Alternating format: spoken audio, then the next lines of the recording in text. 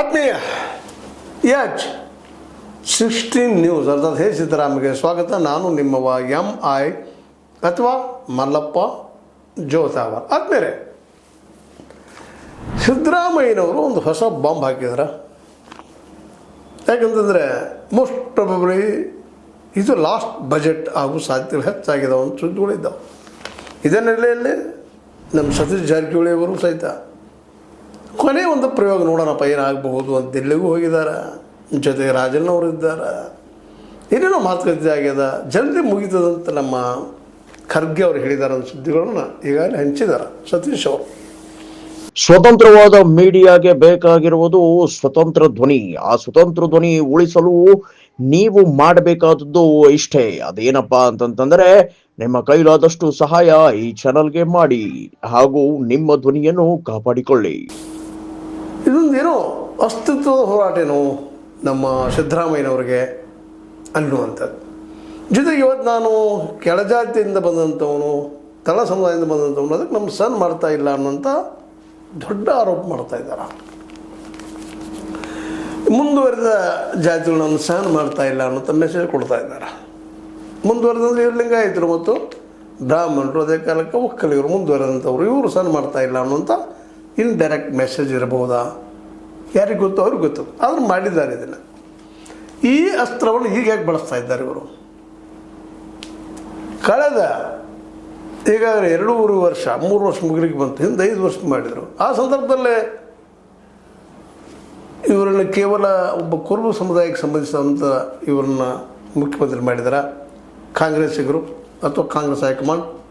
ಇಲ್ಲ, ಇವರು ನಿಜವಾಗಿಯೂ ಜನನಾಯಕರು ಅಂತೇಳಿ ಹಿಂದಿನ ಅವಧಿಯಲ್ಲೂ ಈಗಿನ ಅವಧಿಯಲ್ಲೂ ಮಾಡಿದ್ದಾರೆ. ಅದರಲ್ಲೂ ಇವತ್ತು ರಾಹುಲ್ ಗಾಂಧಿಯವರಂತೂ ಪೂರ್ಣ ಪ್ರಮಾಣದಲ್ಲಿ ರಾಜ್ಯ ಮತ್ತು ರಾಷ್ಟ್ರ ರಾಜಕಾರಣದಲ್ಲೇ OBC ಪರವಾಗಿ, ದಲಿತ ಮತ್ತು ಆದಿವಾಸಿಗಳ ಪರವಾಗಿ ಹೋರಾಟ ಮಾಡ್ತಾ ಇರೋದನ್ನು ನಾವು ನೋಡ್ತಾ ಇದ್ದೀವಿ. ಜೊತೆಗೆ ಮೈನಾರಿಟಿ ಮುಸ್ಲಿಮ್ಸ್ ಸಹಿತ ಇಂಥ ವ್ಯಕ್ತಿ ಅವ್ರ ಮನಸ್ಸದಲ್ಲೇ ಇವತ್ತು ಇವ್ರನ್ನ ಬದಲು ಮಾಡ್ಬೇಕಂತ ಬಂದದನ. ಮತ್ತು ಇಲ್ಲಿವರೆಗಿನ ಡೆವಲಪ್ಮೆಂಟ್ ನೋಡಿದರೆ ಮುಂದುವರೆ ಸಮುದಾಯದಲ್ಲಿ ಅವ್ರ ಬಗ್ಗೆ ಅಸಮಾಧಾನ ಇರುವುದಿಲ್ಲ ಅಂತಲ್ಲ, ಅದು ತೋರಿಸ್ಕೊಳ್ಳೋ ಪ್ರಯತ್ನ ಅಂತ ಯಾರೂ ಮಾಡಿಲ್ಲ. ಈಗ ಅವ್ರು ಇಳಿಸುವಂಥ ಪ್ರಯತ್ನ ಮಾಡ್ತಾ ಇರ್ಬೋದಿಲ್ಲ ಅಂತೂ ನಾನು ಹೇಳಿಕ್ಕೆ ಹೋಗೋದಿಲ್ಲ. ಯಾಕಂದರೆ ಜಾತಿ ದೇಶದೊಳಗೆ ನಮ್ಮ ಜನ್ಮಕ್ಕಂಟಿದ ಶಾಪ, ಅದರಲ್ಲೂ 2 ಮಾತಿಲ್ಲ. ನಮ್ಮ ದೇಶ ಏನಾದರೂ ಇವತ್ತು ಬಡತನದ ಒಂದು ಅಜ್ಞಾನದ ಒಂದು ಕಪಿಮುಷ್ಟಿಯಲ್ಲಿ ಸಿಲುಕಾಕಿಕೊಂಡಿದ್ದರೆ ಅದಕ್ಕೆ ಕಾರಣ ಈ ಜಾತಿ ವ್ಯವಸ್ಥೆ. ಇದನ್ನು ಯಾರೂ ಅಲ್ಲಗಳಿಗೆ ಸಾಧ್ಯ ಇಲ್ಲ. ನಾವು ಇನ್ನೊಬ್ಬರ ಅಡಿಯಲ್ಲಿ ಗುಲಾಮರಾಗಿ ಉಳಿದಿದ್ದು ಈ ಜಾತಿಗಳಿಂದ. ಯಾಕೆ ಒಡೆದು ಆಳುವಂಥ ಇಲ್ಲಿ ಬುದ್ಧಿವಂತ ಜನರ ವ್ಯವಸ್ಥೆ ಒಪ್ಪುನು ಅದನ್ನು. ಆದರೆ ಈ ಸಿದ್ದರಾಮಯ್ಯ ವಿಷಯಕ್ಕೆ ಬಂದಾಗ ಕಳೆದ 7.5 ವರ್ಷಗಳಿಂದ ಮತ್ತು ಅರಸರಿಗಿಂತ ಹೆಚ್ಚು ದಿನಗಳನ್ನು ಆಳಿದ್ರು ಇವರು. ಈ ಸಂದರ್ಭದಲ್ಲಿ ಈ ಬಾಲ್ ಎಸೆಯುವ ಅವಶ್ಯಕತೆ ಇತ್ತ, ಗುಗ್ಲಿ ಹಾಕುವ ಅವಶ್ಯಕತೆ ಇತ್ತ, ಸಿದ್ದರಾಮಯ್ಯನವರು ತಮ್ಮ ಖಾತೆಯಲ್ಲಿ ಬರ್ಕೊಳ್ಳೋದು ಅವಶ್ಯಕತೆ ಇತ್ತ ಅಂತೇಳಿ. ಇದು ಹತಾಶೆ ಪ್ರಯತ್ನನೋ ಗೆಲ್ಲುವ ಕೊನೆಯ ತಂತ್ರನೋ ಗೊತ್ತಿಲ್ಲ, ಅದನ್ನು ಸಿದ್ದರಾಮಯ್ಯರು ಹೇಳಬೇಕಾಗಿದೆ. ಆದರೆ ಕಾಂಗ್ರೆಸ್ನ ಹೈಕಮಾಂಡದಲ್ಲೇ ಇವ್ರ ಬಗ್ಗೆ ಪೂರ್ವಾಗ್ರಹ ಪೀಡಿತ ಅನ್ನುವಂಥ ಭಾವ ಕಡಿಮೆ. ಇನ್ನು ಲೋಕಲ್ ರಾಜಕಾರಣದಲ್ಲಿ ನಡೆಯುವಂಥದ್ದು ಮತ್ತು ಅನೇಕರು ಲಿಂಗಾಯತ ಒಕ್ಕಲಿಗ ಮುಖ್ಯಮಂತ್ರಿಗಳಾಗಿ ಹೋಗಿದ್ದಾರೆ. ನಮ್ಮಲ್ಲೇ ದೇವರಾಜ ಅರಸರನ್ನು ಬಿಟ್ಟರೆ ಈಗ ಇವರ ಕಾಂತರ ಈ ತಳ ಸಮುದಾಯದ ಒಬ್ಬ ಮುಖ್ಯಮಂತ್ರಿ ಆಗಿದ್ದು ಅದು ಸತ್ಯನ ಸುಳ್ಳಲ್ಲ. ಯಾಕಂದರೆ ಈ ಹಂತಕ್ಕೆ ಬರಬೇಕಾದ್ರೆ ಸಾಕಷ್ಟು ತೊಂದರೆಗಳಾಗ್ತವೆ. ಜಾತಿ ವ್ಯವಸ್ಥೆಯಿಂದ ನಾವು ಯಾವ ರೀತಿಯಾಗಿ ಕಟ್ಟಿ ಹಾಕ್ತೀವಿ ಅನ್ನೋದನ್ನು ಹೇಳಿಕ್ಕಾಗೋದಿಲ್ಲ, ಅದನ್ನು ಒಪ್ಕೊಳ್ಳುವಂಥ ಮಾತು. ಆದರೆ ಈ ಸಂದರ್ಭದಲ್ಲಿ ಪ್ರಯೋಗ ಮಾಡಿದ್ರಿಂದಾಗಿ ಇದು ಯಾವ ರೂಪ ಪಡಿಬಹುದು ಅಂತ. ಯಾಕಂದರೆ ಈಗಾಗಲೇ ಹಲವು ಚರ್ಚೆಗಳು ನಡೀತಾ ಇದ್ದವು.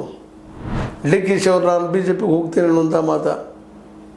DK ಅವರು ಕೆಲವು ವಿಚಾರಗಳು ಸ್ವಲ್ಪ ಮೋದಿಯವರ ವಿಚಾರಧಾರೆ ಸಮೀಪ ಇದ್ದರೂ ಕಾಂಗ್ರೆಸ್ನ ಮೂಲ ಕೆಲವು ಗುಣಗಳು ಇದ್ದಿದ್ದೇನು ಸುಳ್ಳಲ್ಲ. ಯಾಕಂದರೆ ಕಾಂಗ್ರೆಸ್ನ ಸಾಕಷ್ಟು ಡೆವಲಪ್ಮೆಂಟ್ ಆಗಿದ್ದಾರೆ. 2ನೇ ಸ್ಥಾನಕ್ಕೆ ಬಂದಿದ್ದಾರೆ, ಅದು ಸತ್ಯನ. ಆದರೆ ಅಧಿಕಾರ ಸಿಗೋದಿಲ್ಲ ಅಂದ್ರೆ ನಾನು BJP ಹೋಗ್ತೀನಿ ಅಂತ ಪ್ಲ್ಯಾನ್ ಮಾಡಿದ್ದಾರೆ ಅಂತ ಹೇಳುವಂಥ ಒಂದು ಸುದ್ದಿಗಳು ಇದ್ದಾವೆ. ಅದಕ್ಕೆ ಪ್ರತಿಯಾಗಿ ಇವರು ಪ್ರಗತಿಪರ ಇದ್ದಂಥ ಜನತಾದಳ ಕಳಿತೀವಿ ಅನ್ನುವಂಥದ್ದು ಯಾವಾಗ JDS ಬಿಟ್ಟು ಬಂದಿದ್ದರು ಹೊರಗೆ, ಆ ಸಂದರ್ಭದಲ್ಲಿ ನಿರ್ಧಾರ ಮಾಡಿದರು ನಮ್ಮ ಸಿದ್ದರಾಮಯ್ಯನವರು. ಈಗ ಆ ವಿಚಾರ ಸಹಿತ ಚರ್ಚೆಗೆ ಬರ್ತಾ ಇದೆ ಅನ್ನೋಂಥ ಮಾತುಗಳು ನೋಡ್ತಾ ಇದ್ದೀವಿ. ಹೀಗಾಗಿ ಇವತ್ತಂತೂ ಒಂದು ಸ್ಪಷ್ಟ ಆಗ್ತಾ ಇದೆ. ಹೈಕಮಾಂಡ್ ಅಂತ ಒಂದು ನಿರ್ಧಾರ ಮಾಡಿದೆ, ಏನು ಅನ್ನೋದು ಗೊತ್ತಿಲ್ಲ. ಸತೀಶ್ ಅವ್ರ ಮುಂದೆ ಹೇಳಿದ ಇದನ್ನೇ ಮಾಡ್ತೀವಿ ಅಂದರೆ ಅದು ಜಲ್ದಿ ಮುಗಿಸ್ತೀವಿ.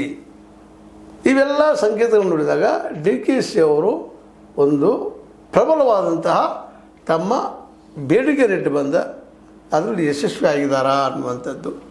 ಆದರೆ ಅದನ್ನು ಪೂರ್ತಿಯಾಗಿ ಹೇಳಲಿಕ್ಕೆ ಆಗೋದಿಲ್ಲ ಈಗಿನ ಸಂದರ್ಭದಲ್ಲಿ. ಯಾಕಂದರೆ ಸಿದ್ದರಾಮಯ್ಯರಂತೂ ಶತಾಯಗತಾಯ ಮುಖ್ಯಮಂತ್ರಿ ಸ್ಥಾನವನ್ನು ಬಿಡುವುದಿಲ್ಲ ಅನ್ನೋದನ್ನು ಅವರ ಪ್ರಬಲ ವೈರಿಗಳು, ಒಬ್ಬ ವಿಶ್ವನಾಥ್ ಅವರು, ವಿಶ್ವನಾಥ್ ಅವರು, ಇನ್ನೊಬ್ಬರು ಕುಮಾರಸ್ವಾಮಿಗಳು ಸ್ಪಷ್ಟವಾಗಿ ಹೇಳಿದ್ದಾರೆ. ನಾವು ಮುಖ್ಯಮಂತ್ರಿ ಮಾಡದೇ ಇದ್ದಾಗ ಜೆ ಡಿ ಎಸ್ಸನ್ನು ಹೊಡೆದ್ರು, ಇವರು ಹೊರಗೆ ಹೋದರು, ಅವರು ಕುರ್ಚಿ ಪ್ರಿಯರು ಅನ್ನೋದು ವಾದ ಮಾಡಿದ್ದಾರೆ, ಹೇಳಿದ್ದಾರೆ, ಹೇಳಿಕೆ ಕೊಟ್ಟಿದ್ದಾರೆ. ಅದೇ ಕಾಲಕ್ಕೆ ವಿಶ್ವನಾಥ್ ಅವರು ಅದೇ ಹೇಳಿಕೆ ಕೊಟ್ಟಿದ್ದಾರೆ, ಕಾಂಗ್ರೆಸ್ಸನ್ನು ನಾಶ ಮಾಡಿದ್ರು ಹೋಗ್ತಾರೆ ಅವರು, ಅವ್ರಿಗೆ ಅಧಿಕಾರ ಮುಖ್ಯ, ಕಾಂಗ್ರೆಸ್ ಮುಖ್ಯ ಅಲ್ಲ ಅನ್ನುವಂಥ ಮಾತು ಮಾತಾಡಿದ್ದಾರೆ. ಇವುದೆಲ್ಲ ಸೂಕ್ಷ್ಮ ಎಲ್ಲ ಅವಲೋಕನ ಮಾಡಿದಾಗ ಸಿದ್ದರಾಮಯ್ಯನವರು ಅನಿವಾರ್ಯರಾದ್ರೆ ಪಕ್ಷವನ್ನು ನಾಶ ಮಾಡಿದ್ರು, ಹೊಸ ಪಕ್ಷ ಕಟ್ಟೆ ಮುಖ್ಯಮಂತ್ರಿಯಾಗಿ ಮುಂದುವರಿತಾರ ಅನ್ನೋ ಪ್ರಶ್ನೆ ಜೊತೆಗೆ ಡಿ ಕೆ ಶಿ ಅವರು ತಾವು ಬೆಳೆಸಿದ ಕಾಂಗ್ರೆಸ್, ಅಂದರೆ ಕಾಂಗ್ರೆಸ್ನಲ್ಲಿ ಬೆಳೆದವರು, ಕಾಂಗ್ರೆಸ್ಸನ್ನು ಬಿಟ್ಟು ಬಿ ಜೆ ಪಿಗೆ ಹೋಗ್ತಾರಾ? ಇವೆರಡೂ ಇವತ್ತು ಭಾಳ ಪ್ರಮುಖ ಪ್ರಶ್ನೆಗಳು. ತಮ್ಮ ಅಧಿಕಾರಕ್ಕಾಗಿ ಇಬ್ಬರು ಕಾಂಗ್ರೆಸ್ ನಾಶವಾದರೂ ಅಡ್ಡಿ ಇಲ್ಲ ಅನ್ನೋಂಥ ಮನಸ್ಥಿತಿ ಬಂದು ನಿಂತಿದ್ದಾರಾ? ಇವೆಲ್ಲ ಇವತ್ತು ಪ್ರಶ್ನೆಗಳು. ಇವೆಲ್ಲ ಬಂದಿದ್ದಾರಂತಲ್ಲ, ಬಂದಿದ್ದಾರಾ ಅನ್ನೋ ಪ್ರಶ್ನೆಗಳು. ಯಾಕಂದರೆ ಇವ್ರ ಅಧಿಕಾರ ಸಿ ಎಂ ಪೋಸ್ಟ್ ಮಾತ್ರ ಮುಖ್ಯ ಅನ್ನುವಂಥದ್ದು. ಹಾಗಂತ ತಿಳ್ಕೊಂಡು ಇವತ್ತು ಸಿದ್ದರಾಮಯ್ಯನವರು ಒಳ್ಳೆ ಕೆಲಸ ಮಾಡಿಲ್ಲ ಅಂತ ಹೇಳ್ಕೊಳ್ಳಿಲ್ಲ, ಮಾಡಿದ್ದಾರೆ. ಸರ್ವೆ ಮಾಡಿಸಿದರು ಹಿಂದುಳಿದವ್ರದ್ದು, ದೊಡ್ಡ ಸಾಧನೆ ಅದು. ಇನ್ನೂ ಅದರ ಪ್ರಕಟ ಆಗ್ತಾ ಇಲ್ಲ, ಅದು ಆಗಬೇಕಾಗಿತ್ತು ಇಷ್ಟಲ್ಲ. ಯಾರು ಎಷ್ಟಿದ್ದಾರೆ ಅಕ್ಯುರೇಟಾಗಿ ಗೊತ್ತಾಗುವಂಥ ಅನಿವಾರ್ಯತೆ ಇವತ್ತದ. ಯಾಕಂದ್ರೆ ರಿಸರ್ವೇಷನ್ ಮೇಲೆ ನಾವು ಇವತ್ತು ನಿಂತುಬಿಟ್ಟಿದ್ದೀವಿ. ಅದ್ರ ಜೊತೆಗೆ ಇನ್ನೊಂದೆರಡು ಮಾತುಗಳು ಮಾಡಬೇಕಾಗಿತ್ತು ಸಿದ್ದರಾಮಯ್ಯರು, ಅವ್ರಿಗೆ ಸಾಧ್ಯನೋ ಅದೆಲ್ಲ. ಯಾಕಂದ್ರೆ ಇಲ್ಲಿ ಎಲ್ಲರ ಒಪ್ಪಿಗೆ ಪಡ್ಕೊಂಡು ಮಾಡಬೇಕಾಗ್ತದೆ. ಅದು ಹೇಳಿದ್ದೆ ನಿಮಗೆ, ರೈತರಿಗೆ ಮಾರ್ಕೆಟ್ ಮಾಡಿಕೊಡುವಂಥದ್ದು, ರೈತರಲ್ಲಿ ನೀರಾವರಿ ಮಾಡಿಕೊಡುವಂಥದ್ದು ಈಗಿನ ಮಟ್ಟಿಗೆ ಅಸಾಧ್ಯನೋ ಸಿದ್ದರಾಮಯ್ಯನವ್ರಿಗೆ. ಅದೇನೂ ಇರಲಿ, ಅಧಿಕಾರದಲ್ಲಿ ಮುಂದುವರಿಬೇಕು ಅನ್ನೋದು ಇಬ್ಬರಿಗೂ ಅದ. ನಾವಿಬ್ಬರು ಸೇಮ್ ಆಗ್ಬೇಕಂತ ಇವತ್ತೊಂದು ಹಂತಕ್ಕೆ ಬಂದು ನಿಂತಿದ್ದಾರೆ ಇಬ್ಬರು. ಅದಕ್ಕೆ ಅವ್ರದ್ದೇ ಆದಂಥ ತಂಡಗಳು ಸಹಿತ ನಡೀತಾರೆ. ಮತ್ತು ಅದೇ ಕಾಲಕ್ಕೆ ಅಲ್ಲಿ ಹಿಂದಿನ ಎಪಿಸೋಡ್ದೆಲ್ಲ ಮಾತಾಡಿದ್ವಿ. ನಮ್ಮ ಸತೀಶ್ ಅವರಿಗೆ ಆದರೂ ಸಹಿತ 2028 ಒಂದು ಏನಪ್ಪ ಅಂತಂದ್ರೆ ಸಮಯದಲ್ಲಿ ನಾನು ಸೇಮ್ ಆಗಬೇಕು ಅನ್ನುವಂಥ ಹಂಬಲ ಪ್ರಬಲವಾಗ್ಯದ.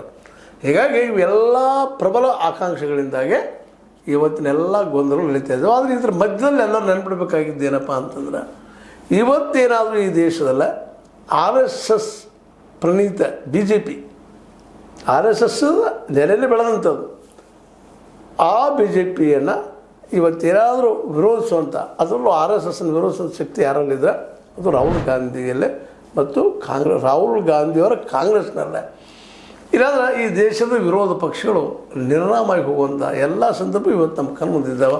ಅದಕ್ಕೊಂದು ದೊಡ್ಡ ಸಾಕ್ಷಿ ನಮ್ಮ ಕರ್ನಾಟಕ ಆಗಬಾರ್ದು ಅನ್ನೋದು ಒಂದು ಕಳಕಳಿ. ಯಾಕಪ್ಪ ಅಂತಂದ್ರೆ ವಿರೋಧ ಪಕ್ಷ ಅನ್ನೋದು ಬೇಕಿಲ್ಲ. ವಿರೋಧ ಪಕ್ಷ ಇದ್ದಾಗ ಮಾತ್ರ ಏನಪ್ಪ ಅಂತಂದ್ರೆ ಈ ಪ್ರಜಾಪ್ರಭುತ್ವ ಯಶಸ್ವಿ ಆಗಲು ಸಾಧ್ಯ.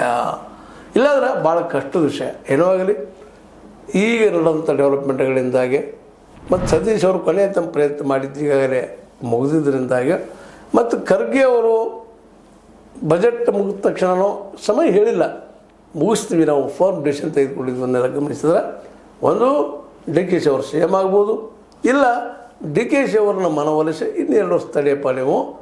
ಯಾಕಂತಂದರೆ ಸಿದ್ದರಾಮಯ್ಯನಂಥ ನಾಯಕರು ಸಿಗೋದು ಭಾಳ ಕಷ್ಟ, ಅಪರೂಪ. 2028 ನಂತರ ತಾವಾಗಿ ಬಿಡುವಂಥ ಒಂದು ವ್ಯವಸ್ಥೆ ಮಾಡಿ ನಿಮಗೆ ಮಾಡಿಕೊಡ್ತಾರೆ ಅಂತ ಭರವಸೆನೂ ಕೊಟ್ಟಿರ್ಬೋದು. ಯಾಕಂದರೆ ಈಗಾಗಲೇ ಹಲವು ಸಲ ಸೂಕ್ಷ್ಮವಾಗಿ ಡಿ ಕೆ ಶಿ ಅವರು ಒಪ್ಕೊಂಡಿದ್ದಾರೆ, ನಮಗೇನು ಅಷ್ಟು ಗಡಿಬಿಡಿ ಇಲ್ಲ 2028 ಅನ್ನುವಂಥ ಮಾತು ಮಾತಾಡಿದ್ದಾರೆ.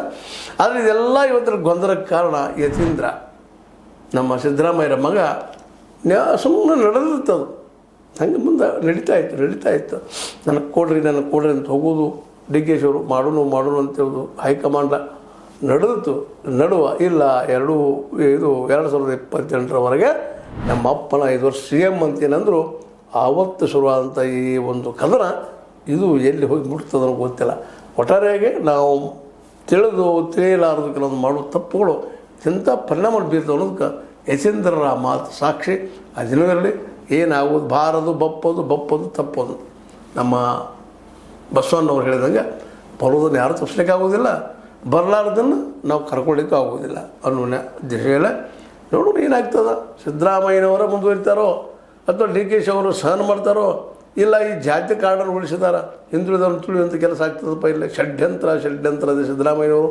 ಅದಕ್ಕಾದರೂ ಏನಾದರೂ ಬೆದರಿ ಇವರಿಗೆ ಮತ್ತೆ 2 ವರ್ಷ ಮುಂದುವರಿಸ್ಬೋದು. ಯಾರಿಗೆ ಗೊತ್ತು ಏನಾಗ್ತದೆ ಅಂತೇಳಿ. ಹೈಕಮಾಂಡ್ ಮನಸ್ಸಲ್ಲಿ ಏನು ಓಡ್ತಾ ಇದೆ ಗೊತ್ತಿಲ್ಲ. ಬಟ್ ಹೈಕಮಾಂಡಿಗೆ ಮಾತ್ರ ಇವತ್ತು ಭಾಳ ಸಂಕಷ್ಟದ ಕೆಲಸ. ಯಾರನ್ನ ಇಟ್ಕೊಳ್ಬೇಕು, ಯಾರನ್ನ ವಿರೋಧ ಹಾಕ್ಕೊಳ್ಬೇಕು ಅಂತ ಭಾಳ ಕಷ್ಟ ಆಗ್ಯದ. ಇವರಿಬ್ಬರು ಜೊತೆಗೂಡಿ ಮಾತಾಡಿ 2028 ಸರಿಯಾದ ಆಡಳಿತ ಮಾಡಿದರೆ 2022 ಕಾಂಗ್ರೆಸ್ ಗೆಲ್ಲುವ ಎಲ್ಲ ಸಾಧ್ಯತೆಗಳಿದ್ದಾವೆ. ಆದರೆ ಇವರಿಗೆ ಬುದ್ಧಿವಂತರಿಗೆ ತಿಳಿ ಹೇಳೋರು ಯಾರು? ಬುದ್ಧಿವಂತರು ಅವರು, ಬಾಧ್ಯರು ಸಾಧ್ಯ ಇಲ್ಲ.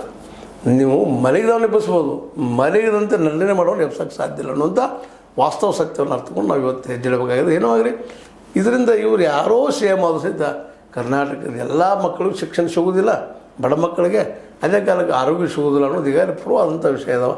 ಏನು ಸಿದ್ದರಾಮಯ್ಯ ಮುಂದುವರೆದ್ರೆ ಬೇಡಪ್ಪ ಎಲ್ಲರಿಗೂ ಮಾರ್ಕೆಟ್ ಹಾಕಿದ್ರೆ ರೈತರಿಗೆ ಅನ್ನುವಂಥದ್ದಿಲ್ಲ, ಶಿಕ್ಷಣ ಸಿಗ್ತದೆ ಅನ್ನುವಂಥದ್ದಿಲ್ಲ, ಮತ್ತು ಆರೋಗ್ಯ ಎಲ್ಲರೂ ಸಿಗ್ತದೆ ಅನ್ನೋದು ಏನಿಲ್ಲ. ಎಲ್ಲ ಭ್ರಷ್ಟಾಚಾರ ಹಂಗೆ ನಡೆದೆಲ್ಲ ನಡೀತಾ ಇದೆ. ಇನ್ನು ಡಿ ಕೆ ಶಿವರ್ ಬಂದ್ಮೇಲೆ ಎಲ್ಲ ಬದಲಾಕೈತಿ ಅಂತಲ್ಲ. ಯಾಕಂದ್ರೆ ಇವ್ರಿಗಿಂತಲೂ ಹೆಚ್ಚಿಗೆ ಡಿ ಕೆ ಶಿವರ್ ಮೇಲೆ ಆರೋಪಗಳಿದ್ದಾವೆ, ಸಾಕಷ್ಟು ಲಂಚಾವತಾರದ್ದು. ಆ ದಿಶೆಯಲ್ಲಿ ಯೋಚನೆ ಮಾಡಿದಾಗ ಯಾರಿದ್ರೂ ಅಷ್ಟೇ. ಆದರೂ ಈ ವಿಷಯದಲ್ಲಿ ಅವರಿಬ್ಬರು ಕುಳಿತು ಚರ್ಚೆ ಮಾಡ್ಕೊಳ್ಳೋದು ಭಾಳ ಯೋಗ್ಯ ಅನ್ನೋದು ಹೈಕಮಾಂಡಿನ ಅಭಿಪ್ರಾಯ. ನೀವೇನಿದ್ದೀರಿ? ಇದು ನಿಮಗೆ ಲೈಕ್ ಮಾಡಿ, ಶೇರ್ ಮಾಡಿ, ಕಮೆಂಟ್ ಮಾಡಿ, ಜೊತೆ ಸಬ್ಸ್ಕ್ರೈಬ್ ಮಾಡಿ. H16 ನ್ಯೂಸ್ ಅರ್ಥ ತಿಳಿಸಿ ತರಬಿದು ಸತ್ಯದ ಕೈಗಂಡಿ ವಂದನೆಗಳು.